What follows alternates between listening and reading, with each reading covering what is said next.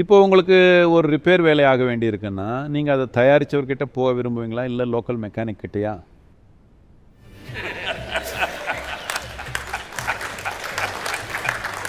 இந்த உடம்புக்குள்ளே இருக்கிற எல்லாமே உள்ளே இருந்து தான் உருவாக்கப்பட்டிருக்கு. அப்படி இருக்கும்போது இதால் உள்ளே இருந்தே சரி பண்ணிக்க முடியாதா? இன்டர்நெட்டில் நேரலையில் பார்த்துட்டு இருக்கிற ஆயிரக்கணக்கான மக்கள் எல்லாரும் தெரிஞ்சுக்க விரும்புறது, நல்ல ஆரோக்கியத்துக்கு ஏதாவது ப்ரிஸ்கிரிப்ஷன் இருக்கா? ஆன்மீகம், யோகா, தியானம், இப்படி ஏதாவது? ஏன்னா மற்றவங்க உடம்பு சரியில்லாதப்போ அவங்களுக்காக நீங்கள் செஞ்ச சில அசாத்தியமான விஷயங்களை பார்த்துருக்கேன். ஆனால் அதை விட முக்கியமாக உங்கள் உடம்பு சரியில்லாமல் போனப்போ எந்த டாக்டராலேயோ, எந்த மெடிக்கல் டிக்ஷனரியாலேயோ, எந்த மருத்துவ குறிப்புகளாலேயோ அதை கண்டுபிடிக்க முடியல. அப்போது ஆரோக்கியமாக இருக்க வேற ஏதோ ஒன்று இருக்கா?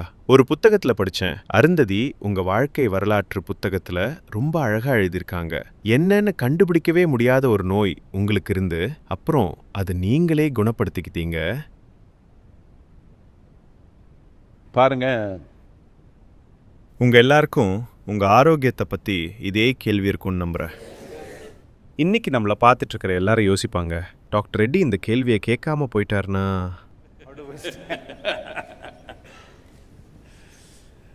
எனக்கு அவங்க பிஸ்னஸ் முக்கியம்தான், ஆனால் அவங்க ஆரோக்கியமாக இருக்கணும்னு விரும்புகிறேன்.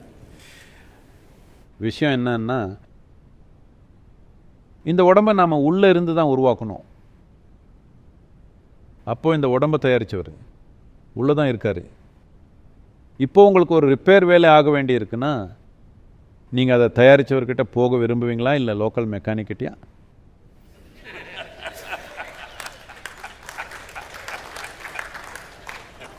அவரை அணுக முடிஞ்சா உங்ககிட்ட அந்த வழி இருந்துச்சுன்னா நீங்கள் தயாரித்தவர்கிட்ட தான் போக விரும்புவீங்க. அந்த வாய்ப்பு போயிடுச்சுன்னா அப்புறம் இதையும் அதையும் சரி பண்ண லோக்கல் டிங்கர்கிட்ட தான் போகணும். இப்போ இருக்கிற மாதிரி மெடிக்கல் சயின்ஸ் மட்டும் இல்லாமல் இருந்திருந்தா இப்போ இங்கே உட்கார்ந்துருக்கிற பாதி பேர் உயிரோடவே இருக்க மாட்டாங்கன்னு சொல்லுவேன். ஆமாம், ஏன்னா 1947 ஒரு இந்தியரோட சராசரி ஆயுட்காலம் 28 வயசு தான். இன்றைக்கி அது 64 வயசாக உயர்ந்திருக்கு. இதுக்கு ஒரு முக்கியமான காரணம் மெடிக்கல் சயின்ஸ் இன்றைக்கி இருக்கிற நிலை தான். மெடிக்கல் சயின்ஸை நான் மட்டம் தட்டவோ இல்லை கேலி பண்ணவோ முயற்சி பண்ணல. அது ரொம்ப முக்கியமானது. கடந்த 30-40 வருஷத்தில் அடைஞ்சிருக்கிற முன்னேற்றம் ரொம்ப பிரமிக்கத்தக்கது. கேள்வி என்னன்னா, இந்த உடம்பை உருவாக்குற அந்த மூலத்தை உங்களால் அணுக முடிஞ்சா கண்டிப்பாக இந்த உடம்புக்குள்ளே நீங்களே உருவாக்குற எல்லா பிரச்சனையும் உங்களால் சமாளிக்க முடியும். இப்போது நோய்களில் 2 வகை இருக்குது. தொற்று வியாதிகள், அப்புறம் நாட்பட்ட வியாதிகள். வெளியில் இருந்து ஏதோ ஒரு கிருமி நம்ம உடம்புக்குள்ளே நுழையிறதுனால தான் தொற்று வியாதிகள் வருது. அதுக்கு நீங்கள் டாக்டர்கிட்ட தான் போகணும். அதை தியானம் பண்ணி சரி பண்ண பார்க்காதீங்க. ஆனால் இந்த பூமியில் இருக்கிற 70% நோய்கள் நாமளே உருவாக்கிக்கிட்டது தான். ஏன் நாமளே உருவாக்கிக்கிட்டதுன்னு சொல்கிறேன்னா, அது உங்களுக்குள்ளே இருந்து உருவானது தான்.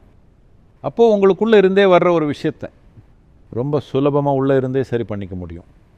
உங்களுக்கு வெளியிலிருந்து வர்ற நோய்களுக்கு வெளி உதவி தேவைப்படும். ஒரு கிருமியோட போராடணும்னா உங்களுக்கு மருந்து வேணும். ஆனால் மற்ற நோய்கள், அதாவது கிட்டத்தட்ட 70% நோய்கள் நாமளே உருவாக்கிக்கிட்டது தான். உங்கள் உடம்பு ஏன் உங்களுக்கு எதிராக வேலை செய்யணும்? இந்த உடம்பு அடிப்படையிலேயே ஆரோக்கியத்துக்காக தான் ப்ரோக்ராம் செய்யப்பட்டிருக்கு. இதில் இருக்கிற ஒவ்வொரு செல்லும் ஆரோக்கியத்துக்காக தான் வடிவமைக்கப்பட்டிருக்கு. அப்புறம் ஏன் இது உங்களுக்கு எதிராக திரும்புது? ஏன்னா எங்கேயோ நீங்கள் அதை சந்தோஷமாக வச்சுக்கல. ரொம்ப எளிமையாக சொல்லணும்னா, உங்கள் குடும்பமே ஏன் உங்களுக்கு எதிராக திரும்புகிறாங்க? எங்கேயோ அவங்களுக்கு நீங்கள் பண்ணுறதுல விருப்பம் இல்லை, அப்படித்தானே? ஆமாவா இல்லையா? அவங்களுக்கு நீங்கள் செய்கிற ஏதோ ஒரு விஷயம் அவங்களுக்கு பிடிக்கலை.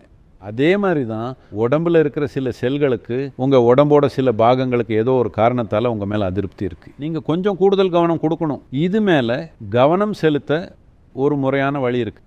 ஏன்னா இந்த உடம்பில் இருக்கிற எல்லாமே உள்ளேருந்து உருவானது தான். அப்படி இருக்கும்போது இதால் உள்ளிருந்தே சரி பண்ணிக்க முடியாதான்? இது ஒன்றும் அதிசயம் இல்லை.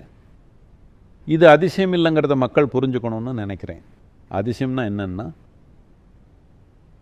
இப்போ உங்களுக்கு மின்சாரம்னா என்னன்னு தெரியாதுன்னு வச்சுப்போம். நான் இங்கே வந்து அந்த சுவரோட ஒரு பகுதியை அழுத்துறேன், உடனே லைட் எரியுது. இப்போ நான் யாருன்னு நீங்கள் நினைப்பீங்க? ஒருவேளை ஒரு 1000 வருஷத்துக்கு முன்னால் என்கிட்ட ஒரு செல்ஃபோன் இருந்திருந்தா, நான் அந்த செல்ஃபோனை வெளியே எடுத்து அமெரிக்காவில் இருக்கிற யார் கூடயாவது பேசினா நீங்கள் என்ன கடவுள்னு நினைப்பீங்க இல்லையா? அப்போது அதிசயம்னா என்னன்னா, எது உங்களுக்கு புரியலையோ, எது உங்கள் அறிவுக்குள்ளேயும் தர்க்க ரீதியான பார்வைக்குள்ளேயும் அடங்கலையோ, அது உங்களுக்கு அதிசயமாக தெரியுது. உங்கள் லாஜிக் வளர வளர 100 வருஷத்துக்கு முன்னால் அதிசயமாக இருந்த எத்தனையோ விஷயங்கள் இன்றைக்கி நம்ம அன்றாட வாழ்க்கையில் ரொம்ப சாதாரணமான விஷயங்களாக ஆயிடுச்சு இல்லையா? அப்படித்தானே? அதனால் இது ஒன்றும் அதிசயம் இல்லை.